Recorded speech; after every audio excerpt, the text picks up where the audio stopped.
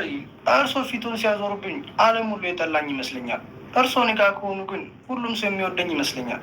በአንተ ምላስ ሳይሆን ሀንዬ በጠዋት ስትወጣ መጥቶ ይቅርታ ከጠየቀክ ይቅርታ አድርግለት ስላለችኝ ይቅርታ አደረኩለት። አዎ ልጄ ያለ ምክንያት እንደዚሁ ዝም ብላ እንደዚህ አትል። የሆነ ነገር ብታይ ነው ይቅርታ አድርግለት ያለች። እነዚህም ይቅርታ ያደረኩለት። አሁን ይቅርታ አድርጌልሃል ፋዘር። በጣም አመሰግናለሁ። በል እስኪ በል።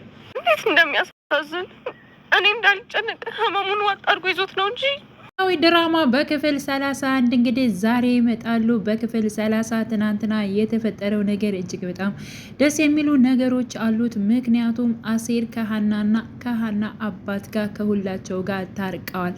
ሰላም ጤና ይስጥልኝ የቻናሌ ተከታታዮች ቤተሰቦች፣ በያላችሁበት ሰላማችሁ ይብዛልኝ። ለቤቴ አዲስ የሆናችሁ የደውል ምልክቱን በመጫን ቤተሰብ ይሁኑ ለማለት ወዳለሁ። እንግዲህ ኖላዊ ድራማ ሁላችንም በጣም ጓጉተን የምንጠብቀው ፓርት ምንድነው? ሀና ፎቶዋን መቼ ነው የምታየው በማለት ነበር። እንግዲህ አሴርም ከእስር ቤት ተፈቶ እንዲሁም ከሀና ጋርና ከሀና አባት ጋር አጠቃላይ ከብዙዎች ጋር ታርቋል። ምክንያቱም እነሱ እንደገመቱ ሳይሆን በሌላ መልኩ እሱም ጥሩ ነገር በማሰብ ለሀና አባት መታከሚያ ብር ለማግኘት ነበር አባቱን ብር ስጠኝ በማለት የራሱን የሆነ ገንዘብን ሀቁን ይፈልጉ ነበረ የጠየቀው። ግን ደግሞ እነሱ እንደሚያዩት አልተቀየረም። አሁንም አትስረቅ ሲባል ሰርቆ ተያዘ፣ ታሰረ በሚለው አስበውት ነበረ። ግን ደግሞ እንዳሰቡት አልነበረም። ለነሱ በማሰብ ሀና ለሕክምና የሚያስፈልጋት 400 ሺህ ብር ነበር። ስለዚህ ለዚያ የሚሆን ብር ነበር ለማግኘት ወደ አባቱ ጋር የሄደው። ግን ደግሞ ያልሆነ ነገር አድርጎ እንዳሳሰረው ሁላችንም እናውቃለን። እንዲሁም ኤልያስ ታሬ ሁላቸውም የነሱ እያሰቡት በሌላ ነበረ። ግን ደግሞ እሱ ለዚያ ኬዝ ብቻ ስለሆነ ነው ብሩን ፈልጎ የሄደው።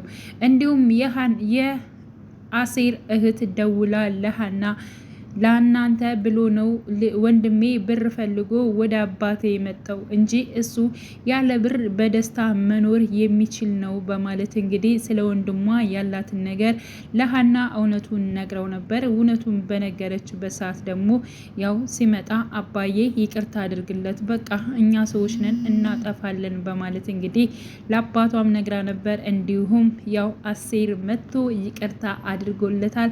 ፍቅር በፍቅር ሆነዋል ማለት ነው። በስተመጨረሻም እንግዲህ ሀናና እንዲሁም ደግሞ ያው ኤልያስ ያወሩ ነበር። ምክንያቱም በጣም እያለቀሰች ነበር።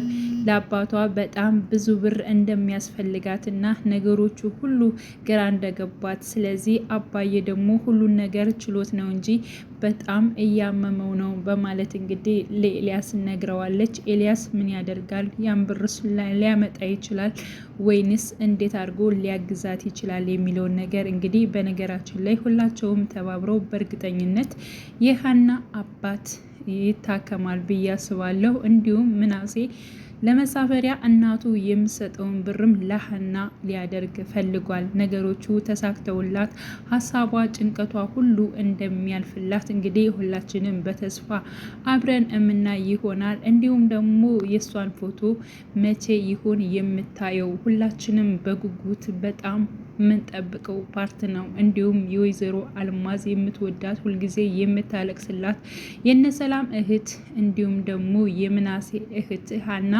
የምትሆንበት የምትረጋገጥበት ቀን እጅጉን ናፍቆናል እና ውድ ቤተሰቦቼ በያላችሁበት ሰላማችሁ ይብዛልኝ። መልካም ጊዜ ተመኘውላችሁ።